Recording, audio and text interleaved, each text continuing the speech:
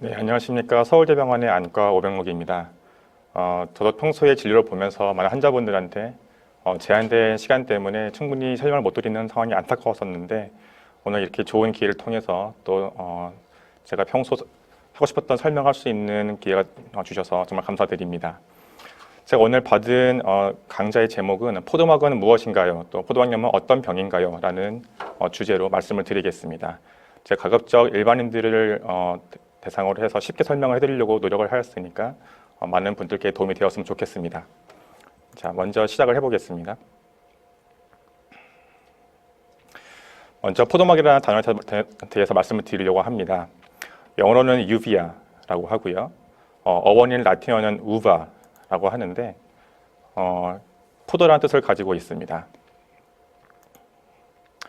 보시면 오른쪽에 보이는 포도의 꼭지를 딴다고 하면은 왼쪽처럼 보일 수가 있겠는데요. 이 왼쪽에 있는 사진은 사실은 저희가 안과 질환에서 많이 사용하고 있는 동물 모델인 마우스의 안구를 적출을 해서 포도막만 남겨놓고 이렇게 방리를 한 경우에 보이는 사진입니다. 가운데 보이는 이 밝은 부분은 사실은 안쪽에 있는 표면이고 바깥쪽에 있는 부분은 마치 포도 껍질처럼 어두운 색을 띠면서 동그란 형태를 지니는 것을 볼 수가 있습니다. 그래서 꽤 포도와 비슷한 모양을 가질 수 있는 것을 알 수가 있는데 우리 안구는 대체로 세 가지 층으로 구분할 수가 있습니다. 먼저 이 사진에서 그림에서 볼 수 있는 푸른색을 가지고 있는 바깥층을 저희가 바깥 섬유층 중에서 특히 앞에 투명한 각막, 부투명한 곡막으로 구분할 수가 있겠고요. 또 가장 안쪽에 있는 노란색 층은 우리가 안쪽 신경층으로서 망막이 해당됩니다. 지금 오늘 말씀드리려고 하는 포도막은 이 중간에 해당되는 붉은색 층으로서 우리가 유비아, 포도막이라고 부르게 되고 특징적으로 매우 색소가 많고요. 색깔이 어둡게 되고 또 중요한 것은 많은 혈관을 가지고 있습니다.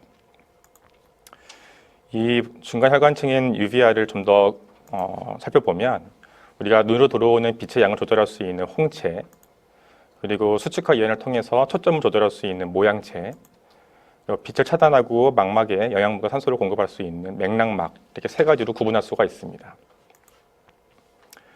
그래서 보시는 바와 같이 이런 포도가 봤을 때 우리는 포도막을 연상할 수가 있고요.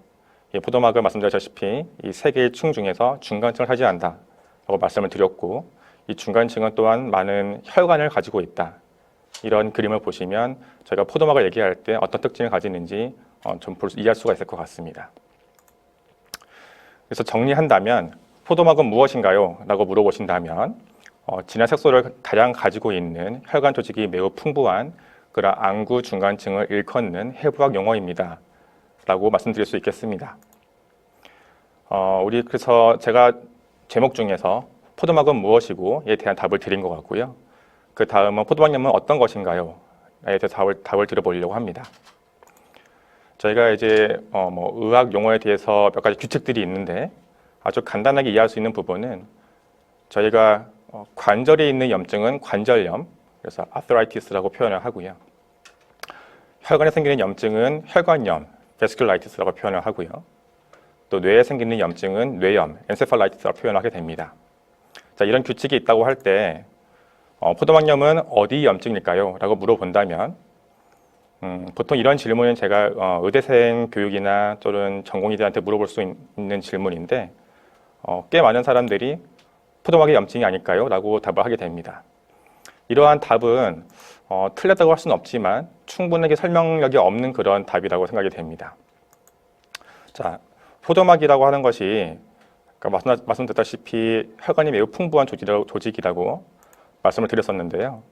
이 혈관이 많다는 뜻은 결국에는 그 조직이 대사가 활발하고 또는 몸에 있는 다른 세균이나 진균 같은 것들이 도달할 수 있는 통로가 될 수 있고 또 우리 몸에서 일어나는 여러 가지 면역세포들이 도달할 수 있는 통로가 되는 건 사실입니다. 그래서 과거에 처음에 포도막염을 발견했던 사람들이 눈 속의 염증은 결국에는 포도막을 타겟으로 해서 생긴 염증이다 라고 생각을 했던 적이 있었었고 그래서 이때부터 눈 속의 염증을 포도막염이라고 불렀던 것으로 보입니다. 실제로도 많은 눈 속의 염증들이 주로 포도막에 이제 관련되어서 포도막이 있는 염증이 생기긴 하지만 포도막과 관계없는 그런 염증도 많이 있습니다. 따라서 더 정확한 표현은 포도막염은 안구, 특히 안구 속에 있는 염증들의 다양한 질환들을 한꺼번에 일컫는 그런 용어로 이해하시는 게 보다 올바른 이해가 되겠습니다.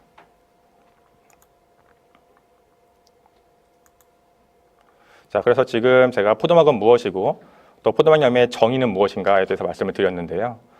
이 부분만 말씀을 드리면 뭔가 말씀을 덜 드린 것 같아서 많이 궁금해하실 도대체 이 염증은 왜 생기는지 어떻게 생기는지에 대해서 말씀을 드리려고 합니다.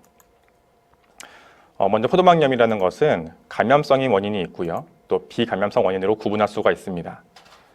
주로 감염성인 경우에는 바이러스, 세균, 결핵균, 진균, 기생충 이런 것들이 원인이 되고요. 비감염성인 경우에는 아주 명확하게 감염의 역할이 없는 것 같이 보이는 그런 다양한 전신 질환들 또는 이유를 알 수 없는 질환들을 포함하고 있습니다. 오늘 뒤에 있는 몇 가지 강의에서 이 정도 관련된 염증, 포도막염을 다룬다고 알고 있어서 또 그 강의를 참고해 주시면 되겠습니다. 먼저 감염성 포도막염은 가장 흔하게는 외상 또는 수술한 다음에 생기는 염증이 가장 흔하겠고요. 또 이외로는 면역 저하로 인한 기회감염인 경우에도 생길 수가 있습니다. 자, 오늘 말씀드릴 것 부분은 사실은 이러한 비감염성 포도막염의 발생 원인인데요. 사실은 이 부분에 대해서는 지금 현대 면역학이라든지 이런 부분에서 많이 연구가 진행된 부분이고 많은 발전이 이루어져 있지만 100% 완전히 그 발생 원인과 기전이 규명되어 있는 것은 아닙니다.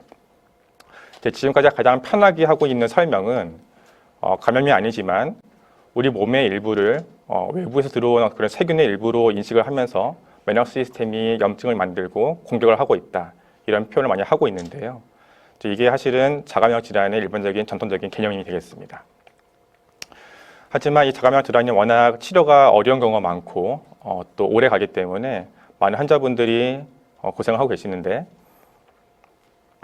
이와 관련해서 제가 한번 유튜브를 찾아봤더니 많은 채널들이 개설되어 있었고 자가면역 질환은 이런 질환이다 이렇게 치료를 해야 한다라는 많은 정보들이 있었습니다. 그래서 그 중에 보면 정확한 정보를 전달한 것도 있지만 자연 치유가 가능하다. 약을 먹으면 무지경만 생긴다. 약을 버리고 몸을 바꿔라. 단식이 좋다. 또는 어떤 음식이 좋다. 어떤 운동이 좋다. 이런 식으로 표현하는 것들이 있었는데 정말 도움이 되는 정보와 아닌 정보를 구분할 필요가 있어 보여서 오늘 조금 더 말씀을 자세히 드려보려고 합니다. 우리 몸은 항상 바깥에 있는 외부의 물질과 또는 외부 생명체와 항상 만나게 돼 있는데요. 그럴 때마다 이 물질을 제거해야 되는 역할이 분명히 있습니다. 그래서 그때 판단하는 것들이 전통적으로는 이 물질이 우리 몸의 일부인가 아니면 외부 들어온 것인가 판단을 해야 하는데 이제 그게 우리가 셀프와 넌셀프, 우리 몸의 일부인가 외부 물질인가를 구분하는 그런 시스템이 우리 몸속에 들어있다라는 것을 이미 예전부터 알려진 그런 사실입니다. 또 더 나아가서는 그런 피하 식별뿐만 아니라 그 외부의 물질에 대해서 공격을 해야 되는 것인지 아니면 같이 공생을 해야 되는 것인지에 대한 판단도 역시 우리 몸에 굉장히 정교하게 들어가 있는 시스템인데 그분도 역시 잘 발달되어 있다는 것이 최근의 연구를 통해서 알려지고 있습니다. 그래서 그런 복잡한 면역 시스템이 다양한 세포들과 또 다양한 물질의 어떤 상호작용을 통해서 적절하게 균형을 이루고 있는 상태가 우리 몸이 되겠습니다. 그래서 이런 그 시스템 상에서 어떤 유전적인 감수성 내지는 외상과 감염과 같은 어떤 외부의 유발 인자에 의해서 그런 균형이 깨지게 되고 그래서 그런 것으로 인해서 면역 시스템의 어떤 작동을 방해하고 염증이 발생하고 그것으로 조직 손상이 되는 것을 현재 이런 감염이 아닌 그런 자가면역 질환에서 생기는 그런 원인으로 보고 있습니다. 조금 더 말씀드리고 싶은 부분이 있어서 이제 더 추가를 해봤는데요. 이러한 복잡한, 아주 복잡한 시스템 상에서 선천 면역, 우리가 본능적으로 우리 사람한테 있을 수 없는 그런 물질들을 인식해서 방어하는 그런 시스템이 있겠고 또 후천적으로 우리 몸이 아니었던 것들을 인식해서 그것들을 방어하는 시스템이 있을 텐데요. 지금 저희가 관심 있어 하는 포도막염에 대해서 많은 연구가 이루어졌었고 단순히 자가면역 질환이라고 얘기할 수 없는 그 확장된 개념의 질병 이해도가 높아지고 있는 부분이 있습니다. 그래서 왼쪽에 있는 빨간 박스는 우리가 선천 면역에 좀 더 이상이 있는 것으로 이해를 하고 있고, 그다음에 파란 박스는 후천 면역에 좀 더 이상이 있는 것으로 이해를 하고 있는데, 물론 이거를 딱 갈라서 얘기할 수는 없지만 이런 연속체가 있다고 이해를 하고 있습니다. 그래서 보통 요즘에는 좀 더 발전된 개념으로는 자가면역 질환뿐만 아니라 면역 질환이다 이렇게 설명을 하고 있습니다.